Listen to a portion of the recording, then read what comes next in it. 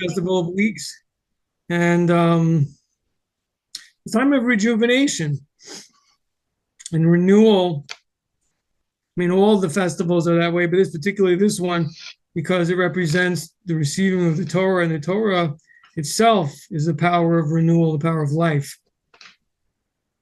As it says, as the Midrash tells us, that when the Jews, the children of Israel, they heard the words, the Ten Commandments from God, so their souls, they expired, and then they were brought back to life. So it's that's a rejuvenation where you're, a new beginning.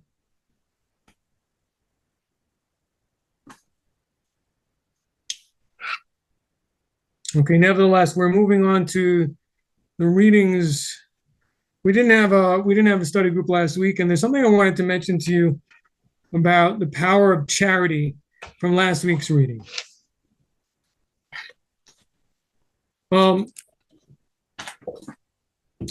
There's a very famous verse. I actually looked it up on Google, and evidently, a lot of Christian groups also quote this verse. The nations pronounce in English the Anglo pronunciation of the prophet Malachi, but we pronounce it Malachi. Is that how it's pronounced, Malachi? In Hebrew, it's Malachi. And there's a famous verse there in the 3rd chapter. I think it's the 10th verse. I think it's 3:10. I think it's literally 3:10. Let me look it up. Very, very famous. In which it's also one of the Haftorahs. It's read every year. Now, don't put me on the spot and ask me when we read it, because it slipped my mind at the moment when it's read on what Sabbath. But yeah, chapter 3, verse 10 says, "Bring to me all the tenth to the storehouse," meaning the storehouse of the temple, "that it should be a livelihood for my house." And the commentary saying, meaning to say for the priests and Levites. And then it says, "And test me, O will you, with this. Test me, said the Lord of hosts, if I will not open for you all the storehouses of heaven, I will empty out before you a blessing without end." That will be overflowing blessing. It is incredibly unique. It's people want to show me a sign, God, that you're out there. And we really don't see, there's no promises. God tests us, things, we often don't understand. And here is one thing in which where God tells us, you do this, you can test me with this. This I'm going to pay you back. This is going to be clear. Charity. Particularly here it's talking about donating to the temple, but it's the inference from that is that what is charity similar to that in these days? If you give charity, God pays you back in physical abundance, in physical blessing, and also spiritual blessing. It says, I will empty out for you a blessing beyond enough, literally. Unlimited and overflowing blessing beyond the limits. So I wanted to point out that we have a verse in the Torah that indicates something similar according to the interpretation of our sages. So I put a place mark on it. It's in last week's chapter. Which would be Numbers chapter 5, verse 10 again. Verse 10. It's a very, very ambiguous verse. Very ambiguous verse. The topic there is discussing, actually, interestingly enough, it's talking about a situation related to the nations, but it's talking about a convert. The beginning of that paragraph discusses if somebody commits a sin, somebody cheats a convert, and the convert passes away and leaves no children. So what do? Person wants an atonement. He wants to rectify his wrongdoing now. He's come forward and admitted. At the time, he denied this even in court and made a false vow. And the person feels remorse, and they've come to the Jewish courts to find out what to do. God says in such a case, he has to pay the full principal, what he stole, and add a fifth. But who does he give it to? That's the question. Because if the convert has no children, in a case if he has heirs, goes to the heirs. But if the convert has no children, then what do? So the answer is that there's a special rule here. It's expressed here. It says expressly outright in Numbers here in chapter 5 from verse 5 through 9. At least through 8. That it should go to the priest. It says, if the man has no kinsman to whom the debt can be returned, the returned debt is for Hashem, for the Kohen, for the priest, aside from the ram of atonement with which I shall provide him for atonement. So the person has to bring an offering. To bring a ram as a guilt offering. And additionally, he has to actually return the debt, what he stole. So Rashi, the sages asked the question, this repeats something that was discussed in Leviticus. This is a law we've already learned before.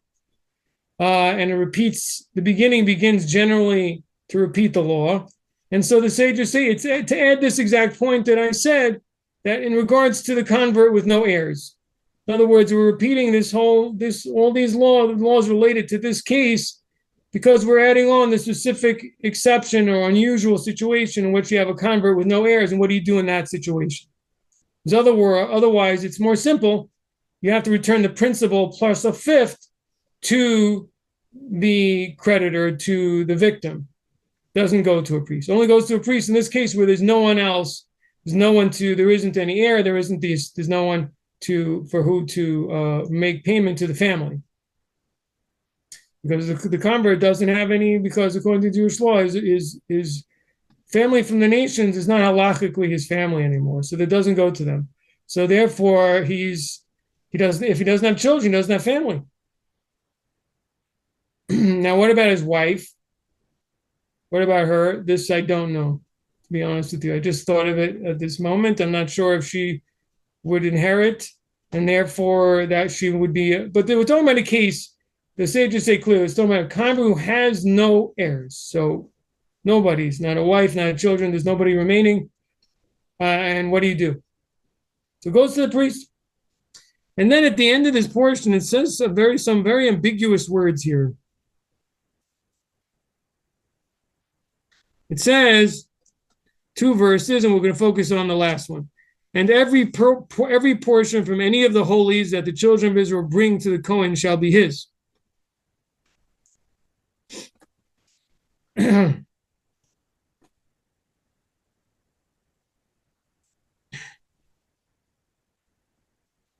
So there's that verse. And then the next verse says as follows. A man's holies shall be his. And what a man gives to the Kohen shall be his. So it's explained by our sages that the verse 9, which says every portion from the holies of the children of Israel shall go to the Kohen, that's referring to first fruits. And a man's holies shall be his, and what a man gives to the Kohen shall be his. This is a strange verse which we have to understand.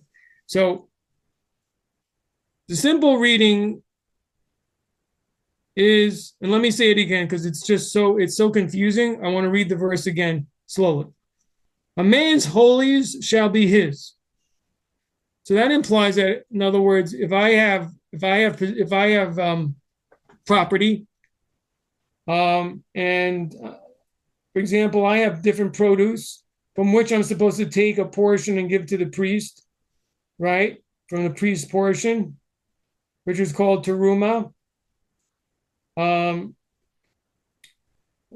So then it says it shall be his. So who is this his? What's the meaning of this? The man's holy.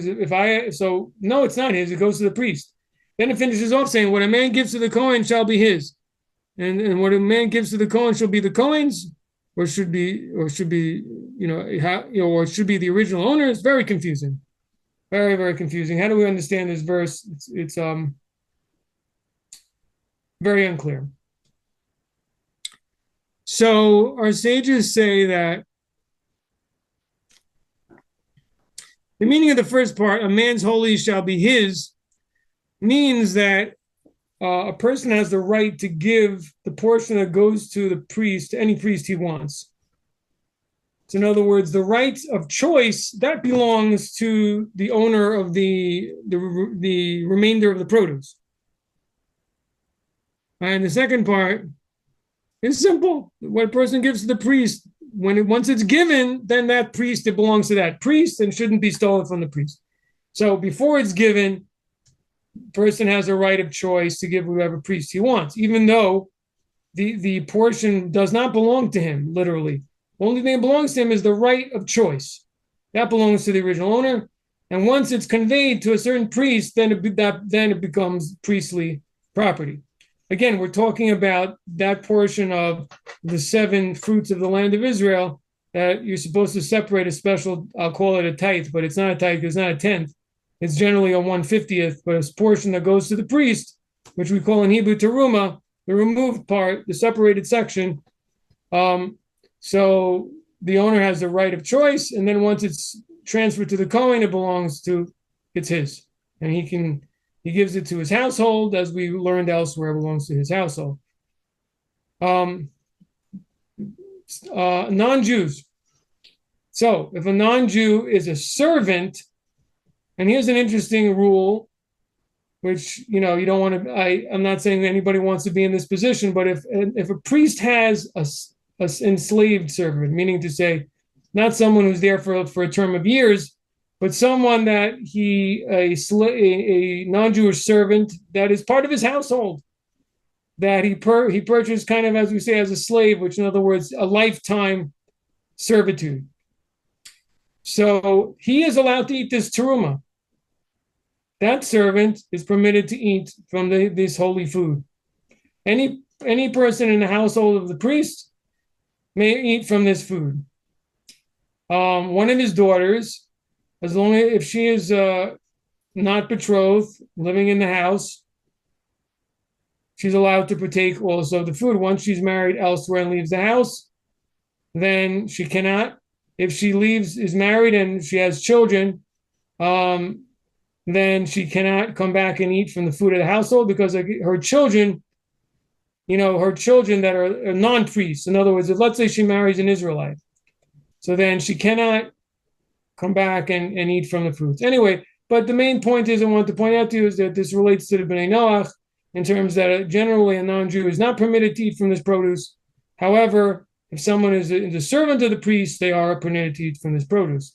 And obviously, we see a general concept of how a person can be elevated by being part of a certain household and being part of the possession of the priest, and similarly being, like those who accompanied the children of Israel in the desert. There's a certain, particular quality, advantage, a certain honor. How do I say? A certain additional sanctity that is part of those who also attach themselves to Israel, just like part of the household. So you see there's this type of a concept. But all this is really just background to the point that I wanted to get to. One thing I wanted to get to is that there's a midrash that explains this verse differently. And let's look at it again. It says, a man's holy shall be his. So the midrash says, how you read this?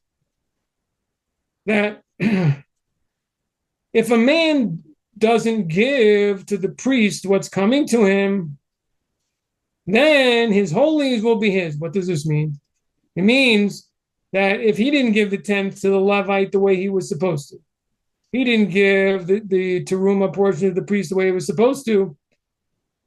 So if he had 100 bushels and he was supposed to give 10 bushels, he'll end up eventually only having 10 bushels as his harvest.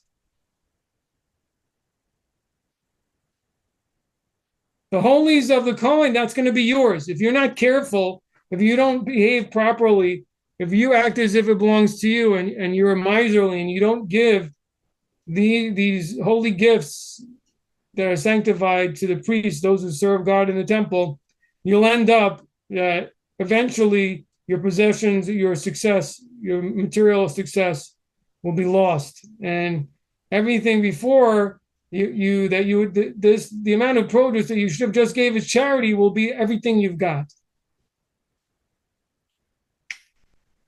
On the other hand, the end of the verse said, and what a man gives to a Kohen shall be his. They say it means the other way around. If the man gives to the Kohen, then shall be his. A lot will be his. An unbounding amount will be his. So this is what I was talking about. This verse is understood by the Midrash to be a very similar thing than Malachi. It's telling us that when a person is miserly about charity, they end up losing their material success. And when a person does the opposite, a person is generous in their charity, then they end up with an abundance and more and more and more. So let's test God with that.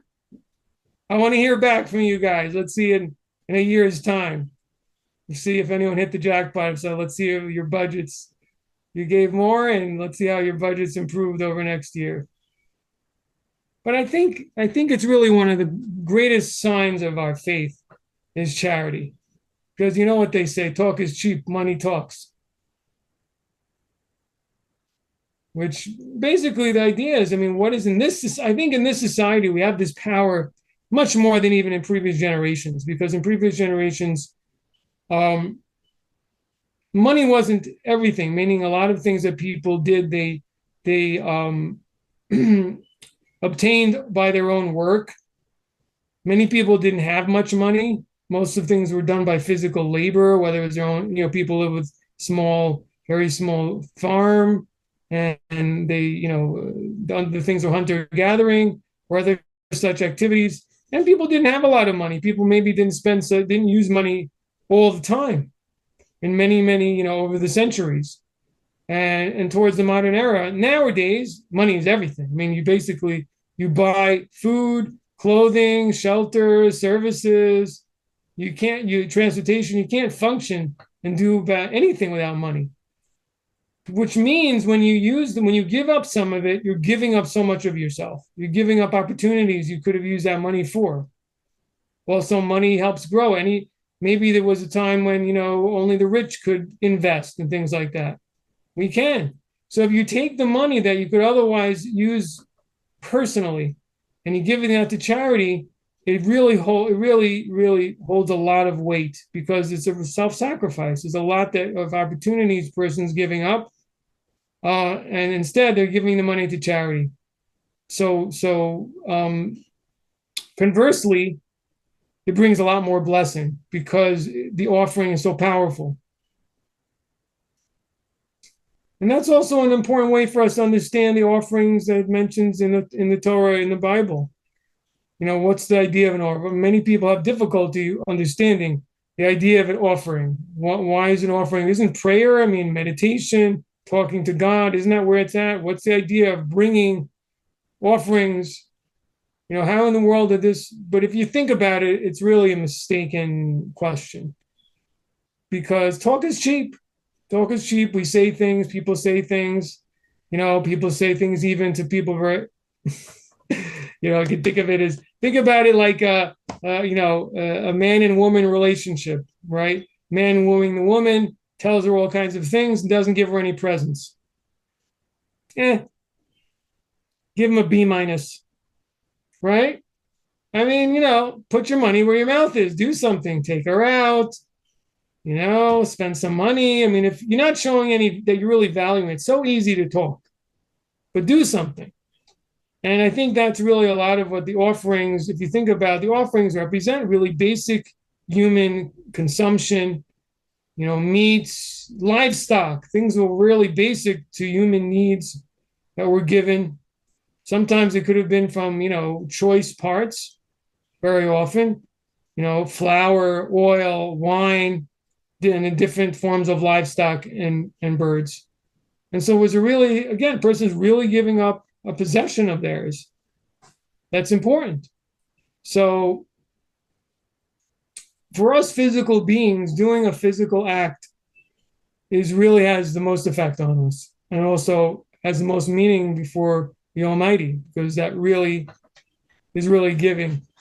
Not that prayer is not important. Prayer definitely is very important, and prayer is a sign of focusing of the mind on God. I mean, it says, the Tanya explains that when a person learns Torah or prays in meditation, it's a form of self-sacrifice, because at that moment, a person abandons all of their worldly needs and completely focuses on God's will, as opposed to all the other things that could be going on in the person's head at that moment about everything they might need, business, home, social relationships. They put everything aside, and instead they're thinking about God's will and so on, and recognizing God's greatness and so on and so forth. So there is definitely that aspect as well. But nevertheless, putting your hand in your pocket and actually taking out some dollar bills is just it's a real form of deep participation and deep significance. Okay, any thoughts or comments on this part so far? So I guess I just like to emphasize how I believe that charity should be a part of everybody's day, on a regular basis, even small amounts. I mean, that's why the Rebbe, Lubavitcher Rebbe, was known, particularly in the late 90s, that he would do something that's they used to call dollars. But in other words, he used to distribute dollar bills to actually thousands of people, but the dollars that were supposed to go to charity. He would give it out to people, and they were expected to give $1 to charity. Very often people kept that dollar because they felt it was a special dollar, and they'd replace it with another dollar and give that dollar to charity. But the point of it, I think, really was to encourage people. I mean, obviously it was to meet people, but also to, encourage people to give charity. But what was interesting, it's just $1. I mean, in those days, $1 had more value than it does today.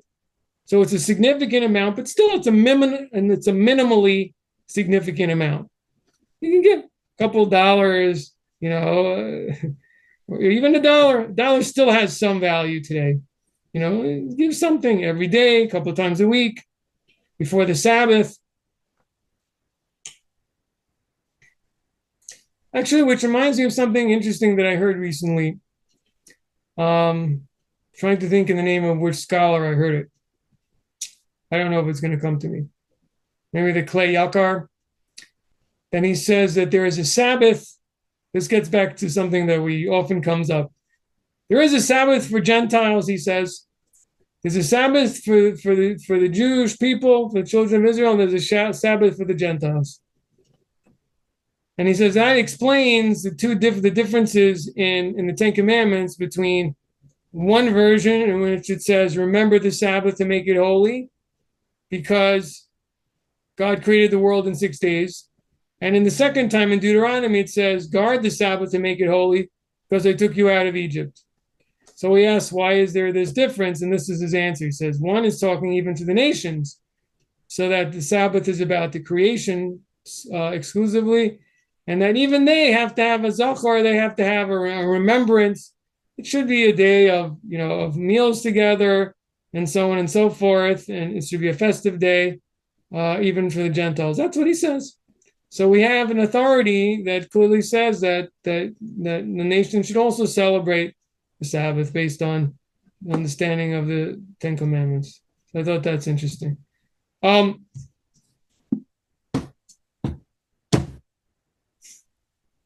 So I'm always about the three big ones, which is Torah, Avoda, or Gumilos Chasadim, which means Torah study, prayer, and good deeds, which would otherwise charity. So that a person should incorporate all three aspects in their day, in their regular cycle.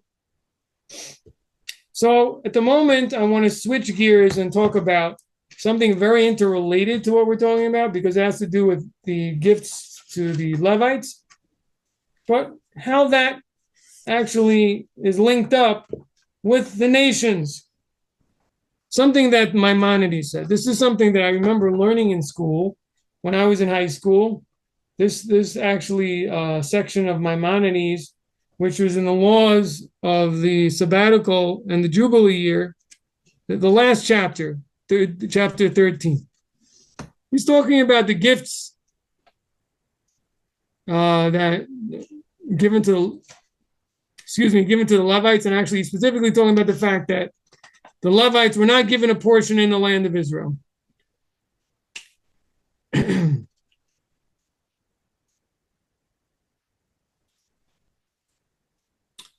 And so in chapter 13, law 12, he says as follows. He says, why did the Levites not receive a portion in the inheritance of the land of Israel and in the spoils of war like their brethren? He wants to know, why didn't the Levites receive any portion in the land? And why didn't they get the spoils of the war? Because they were set aside to serve God and minister unto him, and to instruct people at large in his just paths and righteous judgments. As it says in Deuteronomy, they will teach your judgments to Jacob and your Torah to Israel. So they need to be the teachers. They need to be the Torah scholars, and they need to be the teachers. Therefore, they weren't given any portion in the land. Why? Because if you have a portion, you have to work. That means you're working the land. You have other possessions. You have to take care of those possessions. He explains it further. He says, therefore, because this is their mission to serve God, minister him, and instruct the people. So 3 things. They have to personally serve God, he says. They have to minister unto him. So that's in public. And 3, they have to instruct the people. As he says, and he brings a verse for the instructions, he says, they will teach your judgments to Jacob and your Torah to Israel. So in other words, I think the other thing is just self-understood. The Levites, we know that they served in the temple. In the tabernacle, they carried the tabernacle. And some of them even carried the vessels, right? The family of Kahat carried the vessels. And in the temple, they sang, they were part of the watch in the temple to make sure that those who were foreign shouldn't go in.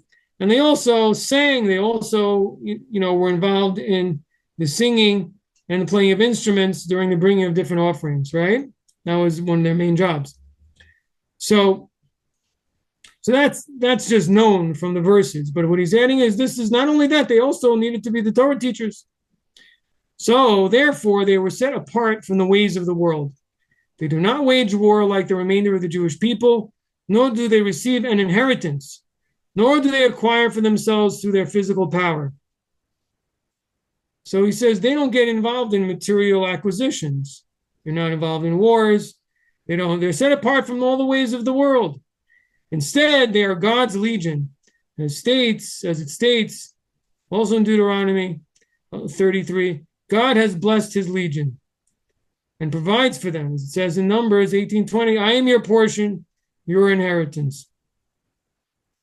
So it's interesting. So you think if they were God's portion, then God should give them a lot of land. But no, that's not what it says. It says it's showing us, that with land comes a lot of distraction.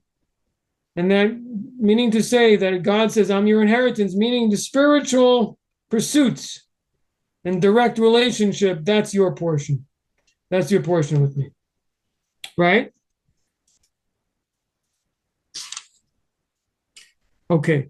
So now we're coming up to the point that I really wanted to mention. You should really write this down.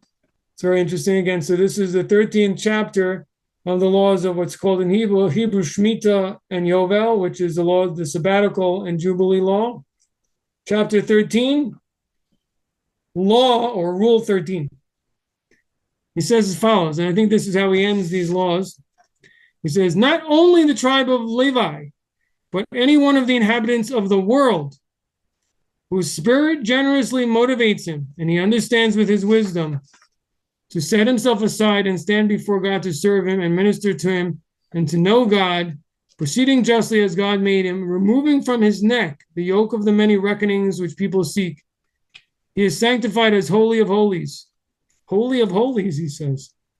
God will be his portion and heritage forever, and will provide what is sufficient for him in this world, like he provides for the priests and the Levites.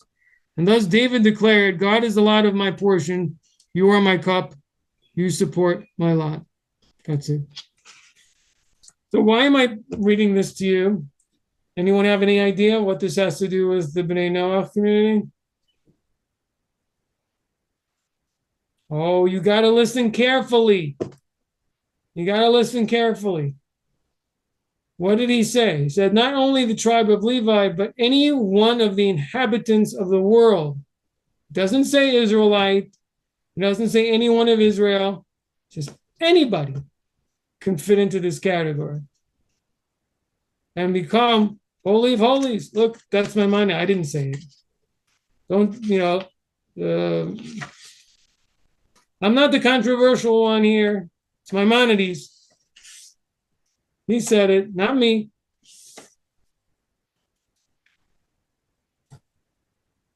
Any person that dedicates himself to serving God and to Torah study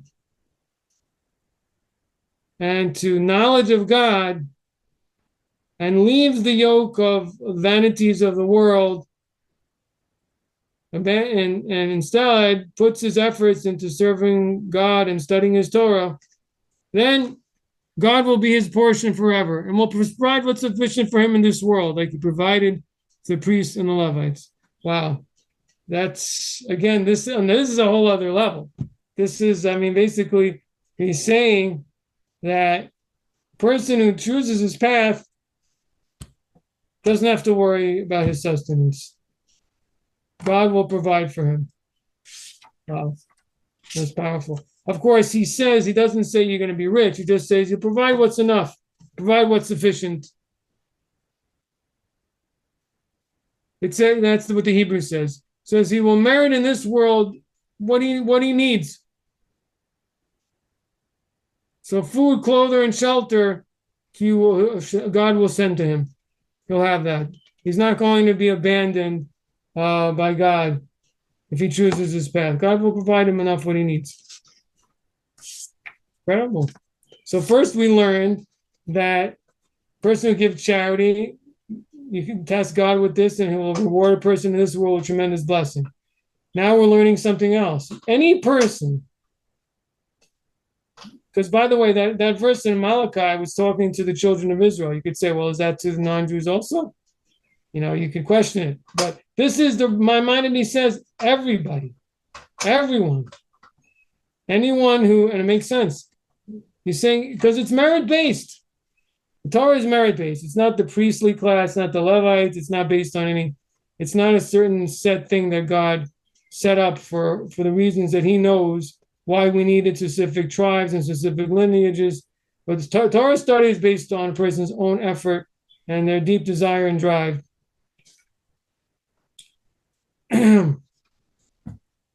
So, okay, it's a Rambam to remember, as they say. Rambam to remember.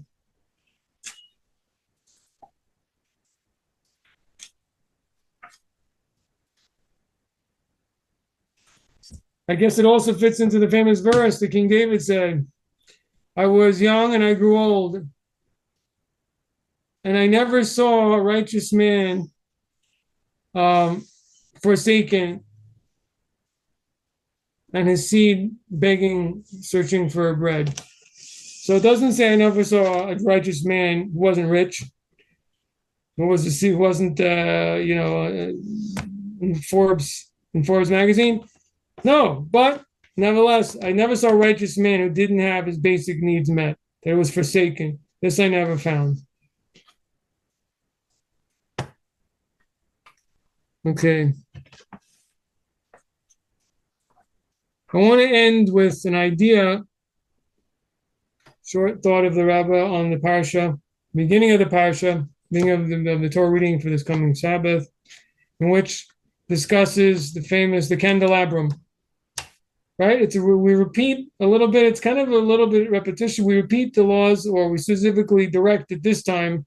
We're not talking about the building of it and how it should be made, but there's a direct command to Aaron that how he should light the menorah, how he should light the candelabrum in the tabernacle.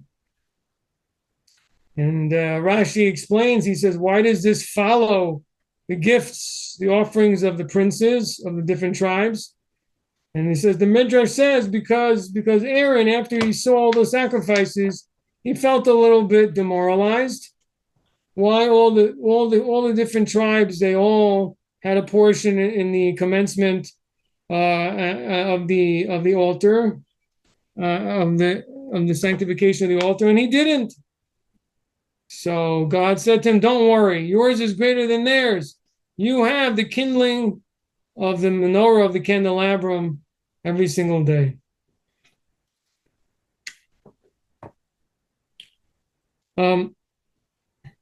So the verses tell us that the candles need to be lit towards the front of the candelabrum. And explained in our sages explain, this means that the candle wicks. So there were six branches, and there was one stem.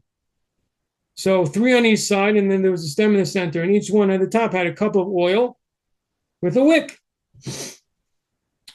So it says that the commandment to Aaron was that the 3 on each side, those wicks needed to be facing towards the center wick. And that's how he needed to light it. The verse goes on to say in the beginning of the reading that this is what Aaron did. He lit the wicks facing the center as he was commanded.